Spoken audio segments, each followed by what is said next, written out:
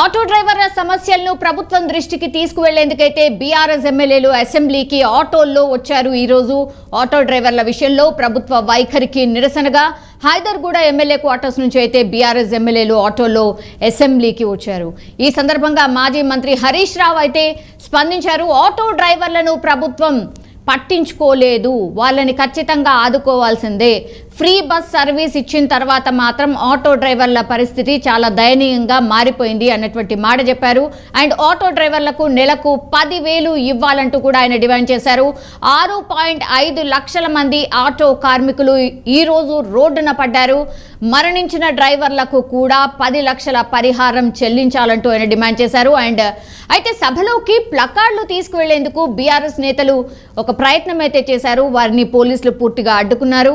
దీంతో బీఆర్ఎస్ నేతలు అండ్ పోలీసులకు మధ్య కాసేపు వాగ్వాదం కూడా చోటు చేసుకుంది. ఇక శాసన మండలిలో బీఆర్ఎస్ ఎమ్మెల్సీలు అక్కడ కూడా ఆందోళన చేసే ప్రయత్నం చేశారు. ఇటీవల సీఎం రేవంత్ రెడ్డి చేసిన వ్యాఖ్యలపై అయితే మండలిలో ఒక రకంగా రగడ క్రియేట్ అయింది అని కూడా చెప్పొచ్చు. మండలి సభ్యులపై రేవంత్ వ్యాఖ్యలకు బీఆర్ఎస్ నిరసన చేపట్టింది. ఈరోజు సీఎం రేవంత్ క్షమాపణ చెప్పాల్సిందే అంటూ బీఆర్ఎస్ ఎమ్మెల్సీలు డిమాండ్ చేశారు. అండ్ బీఆర్ఎస్ ఎమ్మెల్సీలు పోడియం చుట్టుముట్టడంతో తీవ్ర ఉద్రిక్త వాతావరణం అయితే లోపల నెలకొంది. సో మండలికి బీఆర్ఎస్ ఎమ్మెల్సీలు నల్ల కండువాలతో వెళ్లే ప్రయత్నం చేశారు. అక్కడ కూడా పోలీసులు మార్షల్స్ వాళ్ళని అడ్డుకునే ప్రయత్నం చేశారు.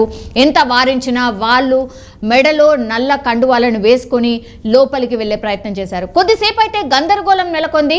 గందరగోళం నడుమనే ఒక 10 నిమిషాలు అయితే చైర్మన్ సభను వాయిదా వేశారు. దెన్ శాసన మండలి ఆవరణలో బీఆర్ఎస్ ఎమ్మెల్సీలతో మార్షల్స్ కొద్దిసేపు వాగ్వాదానికి కూడా దిగారు. నల్ల కండువాలతో ప్రవేశిస్తున్నటువంటి ఎమ్మెల్సీలను మార్షల్స్ అడ్డుకున్నారు. లోపలికి కండువాలు ఎలో లేవు అన్నటువంటి మాట చెప్తున్నారు. అయితే భానుప్రసాద్ రావు, తాతా మధు, సత్యవతి రాథోడ్లను మార్షల్స్ పూర్తిగా అడ్డుకున్నారు బయటనే. సో కండువాలు తొలగించి లోపలికి వెళ్లాలని కూడా మార్షల్స్ తేల్చి చెప్పారు. వాళ్ళకి చెప్పే ప్రయత్నం చేశారు. కానీ కండువాలు తొలగించాలని చెప్పేందుకు మీరెవరు అంటూ బీఆర్ఎస్ ఎమ్మెల్సీలు వాళ్ళనే ఉల్టా ప్రశ్నించారు. కండువాలతోనే వెళ్తామని, అవసరమైతే సస్పెండ్ చేసుకోవాలని కూడా ఎమ్మెల్సీలు చెప్తున్న పరిస్థితి క్లియర్గా చూడొచ్చు. దీంతో నల్ల కండువాలతోనే మండలి లోపలికి వెళ్లారు ఎమ్మెల్సీలు, బీఆర్ఎస్కి సంబంధించిన వాళ్ళు. అయితే ఆందోళన చేస్తున్న ఎమ్మెల్సీలతో మంత్రి జూపల్లి మాట్లాడారు.